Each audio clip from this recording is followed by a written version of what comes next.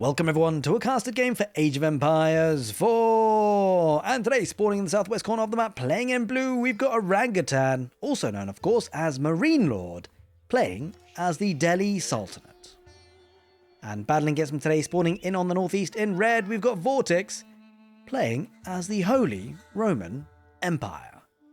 Welcome everyone to Coastal Cliffs. As always, hope you guys are having a great morning, good afternoon or good evening. Excited for this matchup, especially on this map.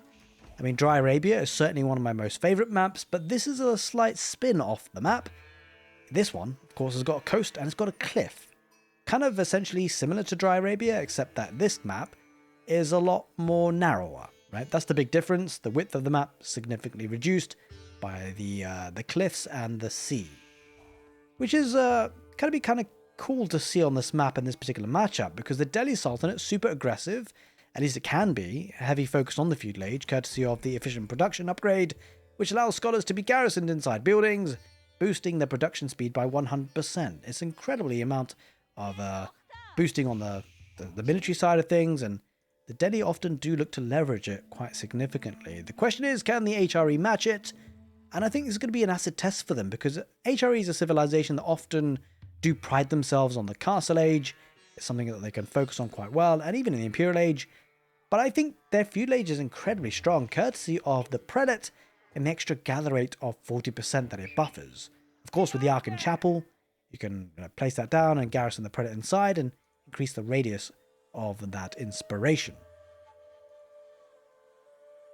Now, with all that said and done, I would like to say a very big thank you for everyone who's been supporting the channel. You guys are absolute legends. Thank you, thank you, thank you. Special shout out to the YouTube channel members and the Twitch subscribers, sticking it out through thick and thin. I know the content's been a bit sparse on the channel recently. I did go abroad for a while and then kind of didn't really enjoy casting Age of Empires for a little while, but we're back on it and I'm certainly enjoying it now. And we're going to get some new DLC variant civilizations, which is very, very exciting. I guess there's been a bit of a hubbub about it, a lot of discussion, a fact, of course, of variant civilizations. People would have loved to have seen brand new ones, but I think the variant civilizations will play out very different to the base civilizations. So in a way, that's quite nice. But I guess in a way, they had to call it variant civilizations because of the fact that they'll be sharing the voice lines and music and things from the base civilizations. But it is what it is. Maybe in the future we can get new ones. I know a lot of people wanted to see the Spanish, maybe the Vikings, and a couple of others too. But alas, it will just be some variant civilizations. But also the Crucible, a new single-player game mode. Pretty excited for that one. I think I'm definitely going to be giving that a go. Looks very, very fun. I do have a video on that separately, so it's worth checking out if you're interested. But today, we'll be focusing on this particular matchup, the HRE and the Delhi Sultanate, which is nice to see with Marinelord, of course. He is the reigning champion of the latest S-tier tournament in the form of the Steel Series tournament. Which happened, I can't remember exactly where, but it was a LAN, which is pretty cool. And, well, he won the whole tournament. There was a bit of drama at it, of course. He faced up against Beastie Cutie in the finals. And, well, there was certainly some drama. But we won't focus on that today. What we will focus on today, though, is the fact that, well, Ark and Chapel is coming up. And it'll be the Dome of the Faith, the landmark of choice for Marinelord. The map is quite nice here for Vortix, though, because a couple of walls here could seal off a large chunk of the map, especially here, right? There's deer and berries. That's a really nice, juicy spot for food, which the HRE sometimes do have to move out on the map pretty quickly because of the fact that, well, they chew through the food quickly, right? The Ark and Chapel and the inspiration from the prelate means the villagers gather a significantly... Oh, it's actually 35%, actually. That's a good point. It has been reduced recently in a recent patch from 40% to 35%. Nevertheless, a big boost, no doubt. Now, interesting play here. The second mill sometimes can be used to research professional scouts because the technologies are free for the Delhi Sultanate. If I'm not mistaken, I think I saw Beastie do this the first time, which was quite cool. But it can be a worthwhile investment because it does take a while for these researchers to come on through. But you kind of want professional scouts to get the deer camp if you can. Especially if you're going up against Holy Roman Empire, that could potentially think about going Castle Age, although he's looking to get horsemen out quickly with a stable. So it's going to be going up against some Ghazi raiders, though, on the other side. Ooh, adding in a barracks as well. So will be a heavy play into the feudal age. I like this play because, one thing to think about in this matchup, if you're thinking about Ghazi raiders and archers for the Delhi, they can suffer at times to guards, well, horsemen and spearmen. The big reason why is, of course, archers do have an advantage being a ranged unit. They can snipe down the spearmen. But if you build up a large enough spearman mass, well, the HRE actually get marching drills for free, so their units are essentially faster. And so you can often gap close, like the spearman movement speed should be faster than the archers for the Delhi. And so if you get a good wraparound, a good melee fight, can work quite well for the HRE. Of course, the Delhi won't want to do that and may back off. But it makes it a bit tricky, right? Because when you've got 2 units, horsemen, spearmen, you can't, as the Delhi, just run away with your archers or run away with your horsemen and leave your archers behind. Because if you do, well, you'll be at the mercy of the enemy's horsemen. Adding in an archery range as well. So 1-1-1. It's a build we've seen before. Looks like he's going to be adding his own archers too and mix things up. vortix is going for professional scouts as well, so both players challenging for the deer. But with a Ghazi Raider out, well, he was gonna try to push it away, but actually with the double spearman coming in, the second one for vortix means that, well, Marinelord kind of has to back away. He does have effectively a second stable though, because he's got the scholar garrison on the side. He's really trying to focus on the. Well, it's a bit cheeky to take that deer, that's for sure, for vortix, but he wants to try and get as much advantage as he can. He's starting to wall up now between the two wood lines, which kind of expected. Another wall here would be perfect for this food income. There's no doubt about that. Now, a big trade-off, actually, of course, is that, yeah, efficient production is in, but I don't know if it's as big a bonus as the 35% gather rate, right? Because, well, yes, you kind of save on 150 wood for a production building, but, I mean, 35% on all these villages, it just seems so much better, right? And if you can get these walls up on the left side, then it gives very little for Marinelord to be able to hit, right, in terms of economy. Everything's very kind of bunched up underneath the town centre, especially with professional scouts. The deer carcasses come underneath the town centre, very hard to dive. Not to mention, whilst the production buildings are a bit further forward, they could be under pressure, but with the emergency repairs for the HRE, it's very tricky for enemies to do significant damage. Speaking of which, both armies about to clash potentially and look to do some damage with 3 horsemen. Of course, doesn't really want to engage with the Ghazis. A couple of scholars are out now on the map looking to get the sacred sites. A big part of their identity, the Delhi Sultanate can get the sacred sites in the feudal age, and he's looking to do just that. But being on the map now, vortix allows him to pick up some more deer carcasses as he does start to engage. Ghazis dive on in. Can't get too close though because there are spearmen involved, but the imams should be able to heal up their units. And you can see vortix trying to focus on the imams to try and take them out of the game. The heals come on through. Archers are focusing on the imams. Spearmen on the Ghazis. This is a good engagement there for vortix, you feel. Well, a couple of horsemen dancing around, not really engaging too well. I mean, the imams working quite nicely. They're still healing, but it doesn't look like they're healing as much as they would like.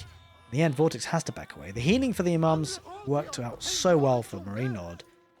And with the reinforcements coming on in, vortix just didn't quite have enough. But what he did allow this, what this allowed him to do was continue to pick up the deer carcasses, right?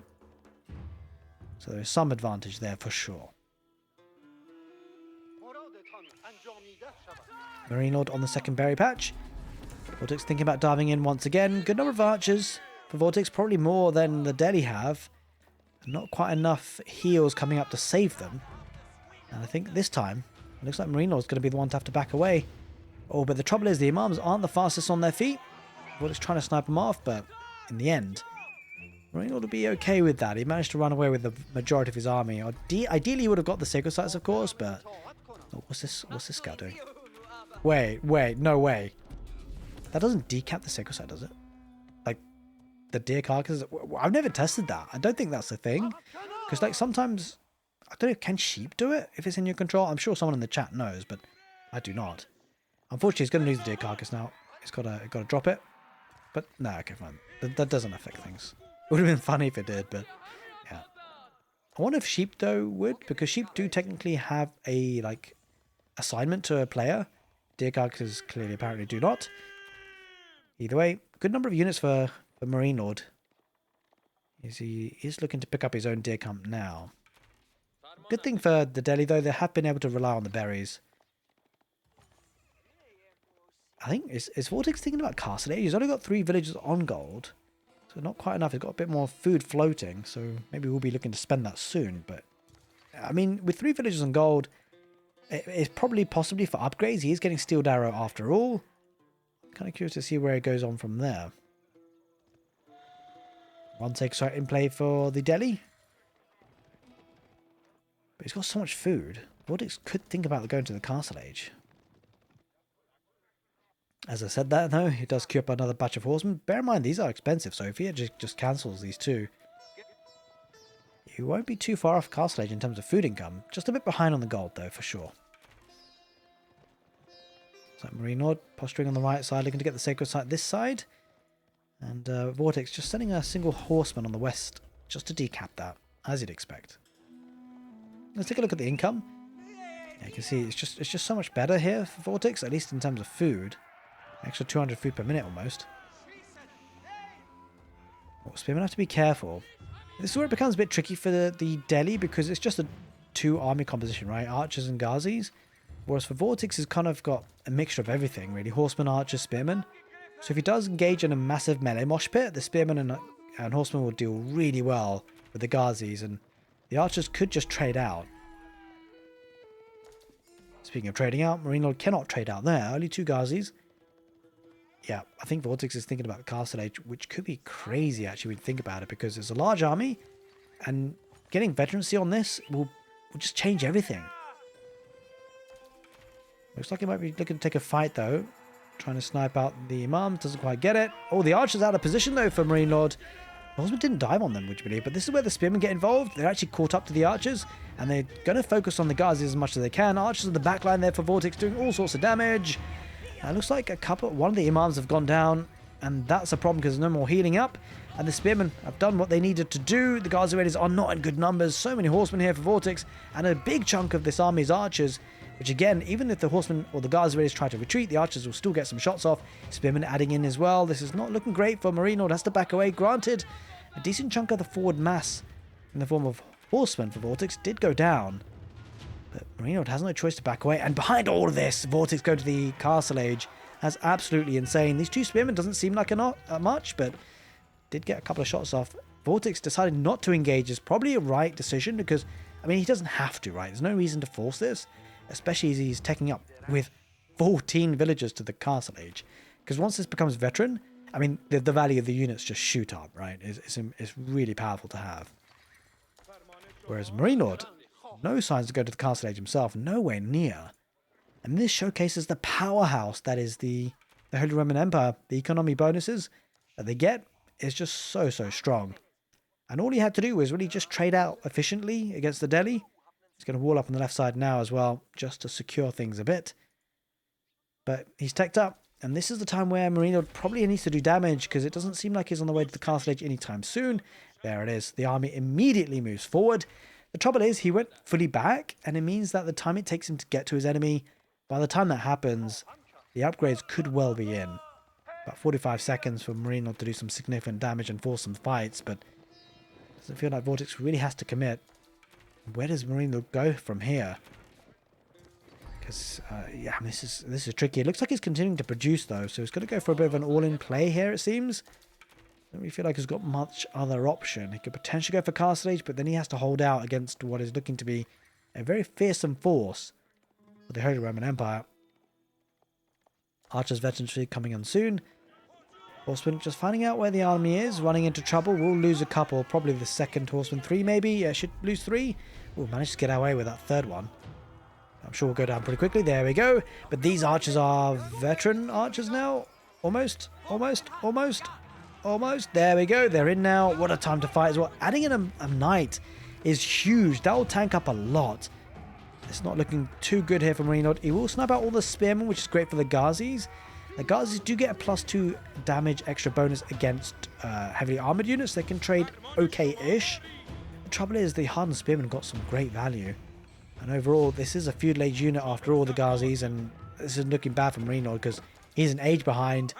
And, well, the Ghazis might get wrapped around on these veteran archers. They are veteran archers, but they still are at risk of being demolished by these Ghazis. Will he have enough? I think if he micros well here, Vortix should be okay, especially considering the movement speed of the archers. Yeah, he's picking them off. He's absolutely doing all sorts of damage. The Castaways are not enough. There's a couple of knights coming around the backside as well, sniping out a couple of these archers. Marinelord, he is struggling. Sure, he's got more units, but that won't be enough. The GG gets called, and this really shows how strong the HRE. Vortix takes the game on Coastal Cliffs. Hope you guys enjoyed this casted game, and if you did, make sure you give the video a thumbs up. Take care, and see you next time.